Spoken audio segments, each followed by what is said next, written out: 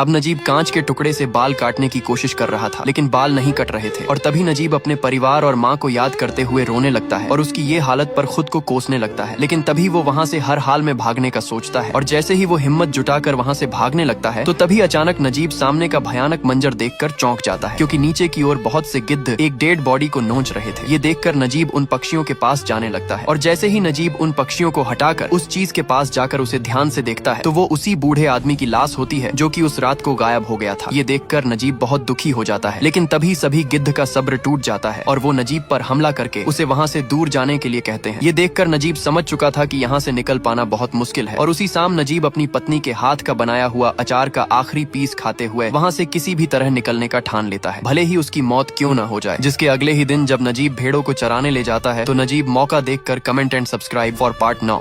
नजीब जब भेड़ों को चराने ले गया था तो तभी वो मौका देखकर वहाँ से भागने लगता है। नजीब अपना पूरा जोर लगाकर भाग रहा था और अब नजीब को लगा कि वो वहाँ से निकल जाएगा, लेकिन उसे ये नहीं पता था कि दूर से शेख उसे भागते हुए देख रहा था। ये देखकर शेख उसका पीछा करने लगता है और सही मौके का इंतजार करते हुए नजीब के पैर के पास गोली चलाता है और तभी शेख बहुत गुस्से में नजीब के दोनों पैरों पर जोर से मारता है ताकि वो अब आगे से ऐसा न कर सके और उसके हाथ को भी बहुत जोर से मसलता है और अब रात हो जाती है। नजीब खुद को बंधा हुआ पाता है, लेकिन जैसे तैसे करके नजीब खुद को आजाद करता है और जैसे ही चलने की कोशिश करता है कि तभी वो दर्द के कारण गिर पड़ता है और कब कई साल इसी तरह से बीत जाते हैं। और जब फिर नजीब भेड़ों को चराने के लिए ले गया था कि तभी बर्फ के गोले गिरने लगते हैं, जिस वजह से सभी भेड़ों को एक गुफा के नीचे छुपाने के लिए नजीब उन्हें ले जाता है। लेकिन तभी जब नजीब उसी गुफा के पीछे वाले हिस्से से गुफा के दूसरी तरफ जाता है तो थोड़ी दूरी पर उसे एक चीज दिखाई देती है और तभी उसके सामने एक आदमी आता है। नजीब जब उससे उसके बारे में पूछता है तो वो कोई और नहीं बल्कि हकीम ही होता है। Comment and subscribe for part 9। Najeeb जब सामने वाले से उसके बारे में पूछता है तो वो कोई और नहीं बल्कि हकीब ही होता है। और अब कई समय बाद नजीब और हकीब खुद को जिंदा पाकर एक दूसरे के गले मिलकर रोने लगते हैं। हकीब कहता है कि हम यहीं पर ही मर जाएंगे। दोनों लोग बहुत रो रहे थे और नजीब अब तो सब कुछ भूलते ही जा रहा था। पर तभी थोड़ी दूरी पर हकीब के मालिक की गाड़ी आ जाती है, जिस वजह से न चाहते हुए भी हकीब को वहाँ से जाना पड़ता है और वो नजीब को भी मालिक की नजर से बचे रहने के लिए कहता है और फिर नजीब वापस चला जाता है। लेकिन अगले दिन जब नजीब रेत में ऊँटों को घुमाने के लिए ले जा रहा था तो तभी वहाँ पर हकीब आता है और नजीब को आवाज देता है। लेकिन जैसे ही नजीब हकीब की आवाज सुनकर उसके पास जाता कि उसे याद आ जाता है कि शेख उसे देख रहा होगा। ये बात हकीब समझ जाता है और तभी वो एक कागज का टुकड़ा दिखाते हुए रेत में गाड़कर वहाँ से चला जाता है। और थोड़ी देर बाद जब नजीब कागज के पास जाने लगता है तो तभी तेज हवा के कारण वो कागज उड़ जाता है, जिस वजह से कई देर तक नजीब उस कागज का पीछा करता है। पर तभी वहाँ पर शेख आ जाता है, जिस वजह से नजीब वहीं पर ही बैठ जाता है और हगने का बहाना करता है। Comment and subscribe for part 10।